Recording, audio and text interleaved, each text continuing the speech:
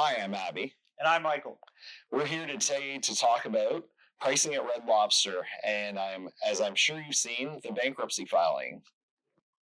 So, Abby, let me know your thoughts here. You saw the recent news Mhm. of kind of what happened to Red Lobster. They're in a bit of a financial pickle here.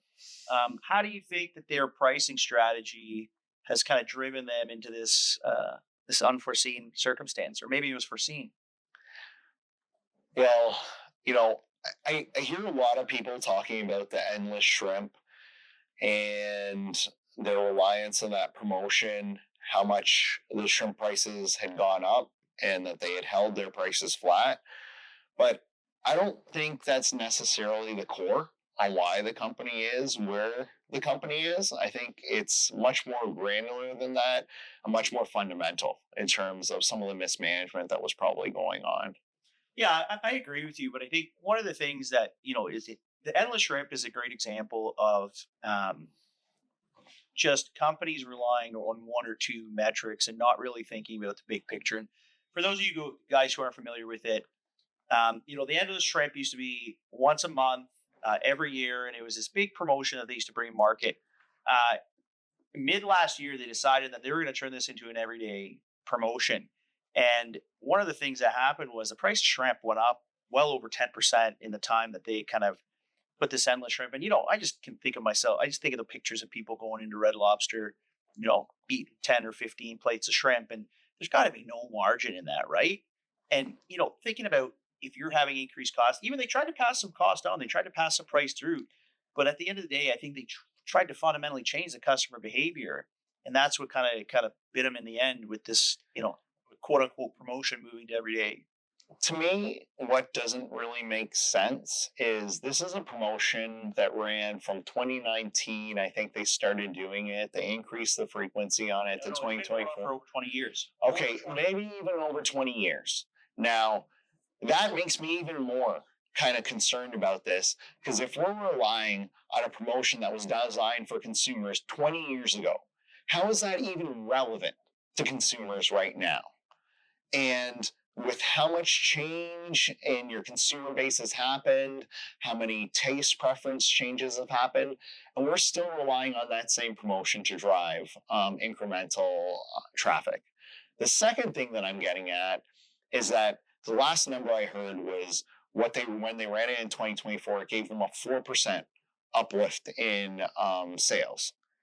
And I don't know if anyone's done kind of cursory math, but a 4% uplift in sales versus that increased cost plus everyone you probably cannibalized in the restaurant as well.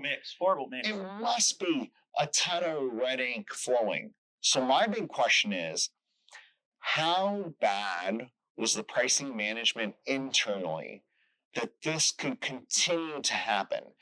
And that the solution was to go ahead and take these incremental price increases on it. Let's take it from $20.99 to $22.99. How come there was never any discussion around thinking about some of the other pricing levers that are out there? Hey, do we have the right assortment on the menu? Is it at the right price points? How come our traffic is decreasing so substantially? Where are we losing it to? To what offers? Yeah, but I think it's even a greater problem because it's a real macroeconomic trend. Like family style restaurants in general, volume is down significantly over the last couple of years, especially coming out of COVID.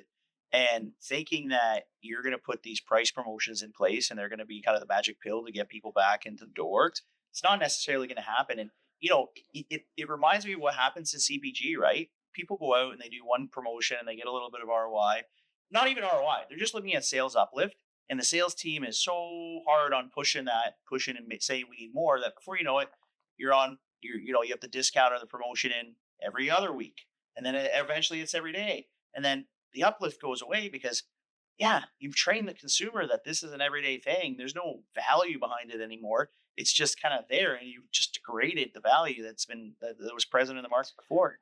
And the problem, when you speak to CPGs or when you speak to these organizations that have gotten used to using these same promotions or the same solutions, the retailer's never going to shift you into something new. It's really on the companies time or the company's insight that they're going to have to drive something new.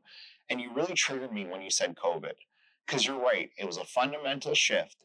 And what is our solution? What was Red Lobster's solution to COVID? Let's bring back the endless shrimp. Let's increase the duration on it. It's almost laughable that a company would go there. But you know what? I know we're running out of time here, Abby. But yeah, I think at the end of the day, we're both on the same page that whatever they were doing, it was absolutely crazy. But one thing I got to say about Red Lobster, those biscuits, out of this world, bud. And don't get me wrong, I love Red Lobster. I love seafood. I would go back there all the time. I have no problems with them.